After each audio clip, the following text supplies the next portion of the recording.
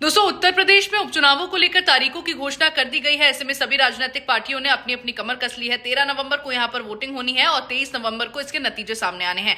हालांकि 10 विधानसभा सीटों पर उपचुनाव होने थे, लेकिन फिलहाल 9 सीटों पर ही तारीखों का ऐलान हुआ है। मिल्कीपुर सीट को लेकर कोई जिक्र नहीं किया गया, लेकिन इसी बीच बीजेपी ने 9 सीटों के बजाय 8 सीटों पर अपने प्रत्याशी उतारने की घोषणा की और साथ ही साथ एक सीट अपने सहयोगी दल आरएलडी को बीजेपी ने दे दी। लेकिन इसी बीच निषाद पार्टी भी कतार में खड़ी नजर आई। ऐसे में संजय निषाद ने तमाम प्रयास किए कि 2 सीटें उनके खेमे में चली जाएं, लेकिन सहमति नहीं बनी। जब प्रदेश आलाकमान से सहमति इस बात पर नहीं बनी तो दिल्ली का रुख निषाद पार्टी के अध्यक्ष ने किया।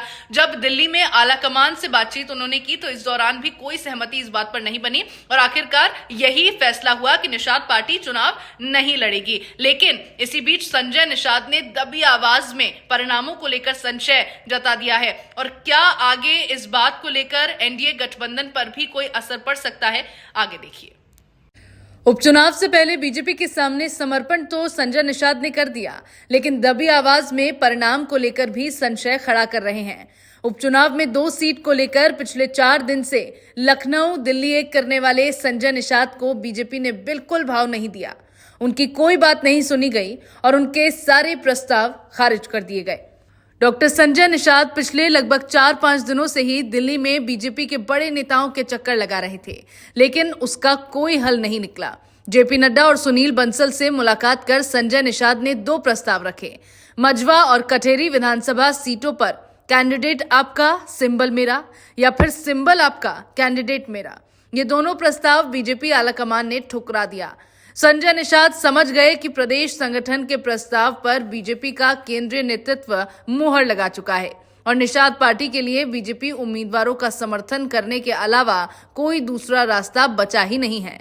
संजय निषाद ने भारी मन से कहा है कि निषाद पार्टी कोई कैंडिडेट नहीं उतारेगी, बल्कि गठबंधन धर्म निभाएगी।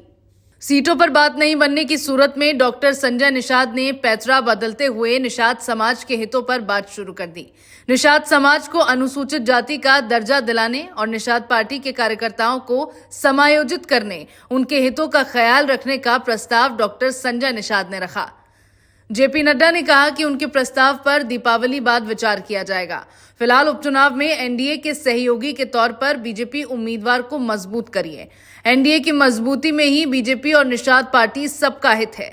डॉक्टर संजय निषाद समझ गए कि संत कबीर नगर की हार ने उनकी सियासी ताकत को कम कर दिया है और इसी आधार पर उनके साथ ऐसा व्यवहार किया जा रहा है।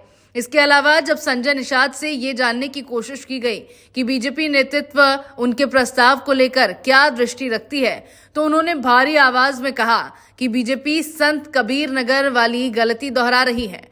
अब हमारे लोग किस मुंह से वोट मांगने के लिए निकलेंगे? गठबंधन धर्म का पालन तो हम करेंगे ही, लेकिन निराश हो चुके पार्टी के कार्यकर्ताओं में उत्साह पैदा करना आसान नहीं है। संजय निषाद ने ये जरूर उम्मीद जताई कि दिवाली बाद दिल्ली की तर्ज पर यूपी में भी निषाद समाज को एससी में शामिल करने के प्रस्ताव पर गंभीरता से विचार किया जाएगा।